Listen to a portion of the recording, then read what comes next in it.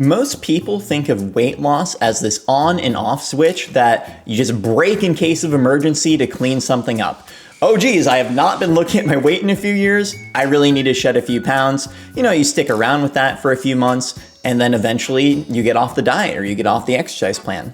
Even more so, a lot of people have this absolutist ideology around fitness where if they break their diet even for a day or a day or two, they are off of it. So not only do they see it as something they only do when they need to lose weight, they have a really unhealthy mindset around it. This year, I've conquered that mindset, losing 50 pounds and executing my first successful bodybuilding style cut, which got me to shredded in the first time for my entire life. It's been extremely rewarding, and I've learned that weight loss and fat loss is not this on and off break in terms of emergency switch. Instead, it's a skill, like learning a language, learning an instrument, learning a new technology that you can master just as any other thing you've learned before in your life. I'm gonna share a beginner program that treats you as a beginner. If you were trying to learn how to play the violin, you wouldn't try to do the greatest hits of Beethoven. It would be a disaster and your neighbors would never give you the end of it. Instead, you'd start with, how do I play a simple chord? If you're trying to learn a new language, you would not try to read and perform Hamlet in it. So this is a beginner program I've designed to treat fat loss dieting as a skill that you can take these small, easy steps with. And once you do them, you'll be able to catapult that into the transformation that I know deep down you really want, but you haven't been able to find it yet because of all the complexity and all the crazy noise surrounding dieting. This 5-step plan doesn't require a gym membership or any special diet, but it focuses on the fundamentals that are going to serve you well for your fat loss journey. Step 1. Walk 5,000 steps a day. If you were to walk 5,000 steps a day, 1,000 steps burns about 50 calories, so that'd be 250 a day. Do that for a year, and that's 26 pounds of fat from just walking 5,000 steps. It's about 2.5 miles. It takes barely any time. You don't have to do it all at once, so you could do a short walk in the morning, short walk in the evening, short walk during a break at work, and you just keep that up. You turn that into a habit. That is 26 pounds, which almost all comes from fat because walking mainly draws on your fat store that you're gonna lose in a year with almost no effort. Step 2, stop drinking your calories. I used to be a huge fan of things like the chai latte from Starbucks or the pumpkin spice latte, and those things are real killers because it tastes so innocent and sweet and pleasant, but it's like 600 calories or something crazy. That's more than a dinner you might have. That could be more than your lunch. So it's very easy to drink your way into having an extra meal for the entire day in terms of calorie count. That doesn't do anything for you in terms of nutrition or satiety. So be extremely careful about drinking calories. Don't have sugar sodas, don't have sugary coffee drinks from Starbucks. Be really careful about alcohol because that's extremely calorie dense as well.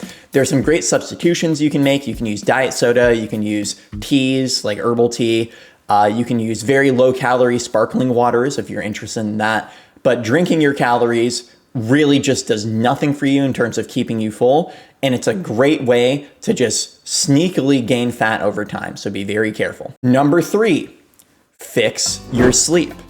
Sleep is one of the most important restorative functions of the body.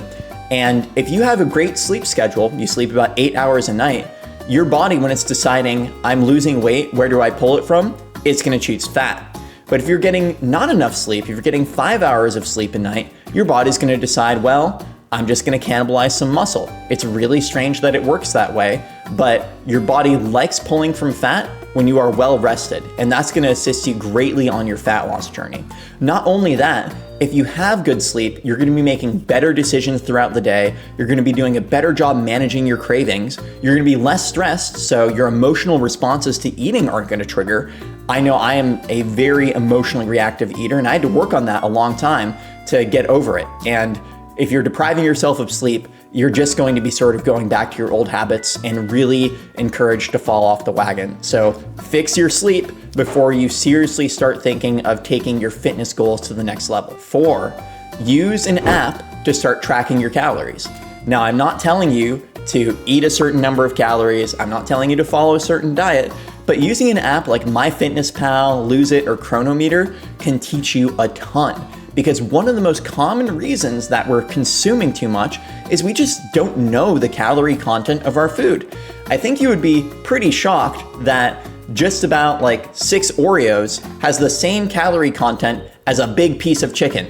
That is wild, because it's a tiny amount of food versus a protein chicken slab. Starting to track your calories and using these apps can be super educational because the shawl of ignorance is quickly lifted as you see that, oh my God, some foods are really bad deals.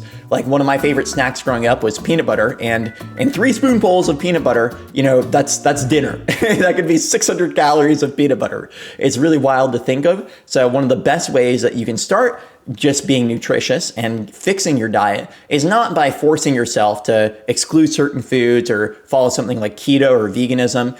It's to simply proactively educate yourself on what kind of deals are you getting from the food you're consuming. Step number 5, shift your home food environment slightly away from processed food and slightly towards fruits and vegetables. So I'm not telling you to completely give up anything, but it's no secret that the environment that you surround yourself in is going to have a big impact on your eating decisions. If that environment is full of pumpkin pie, leftovers from Thanksgiving, Oreos, sodas with sugar, etc., etc., etc., you're going to be eating those things. If the environment is full of bananas and spinach and broccoli, you'll be snacking on those things. So my recommendation to you is to start with the low-hanging fruit, which in my case, I think the best option is a banana because it's super nutritious, it's energy dense, it has a ton of fiber, and it's super cheap.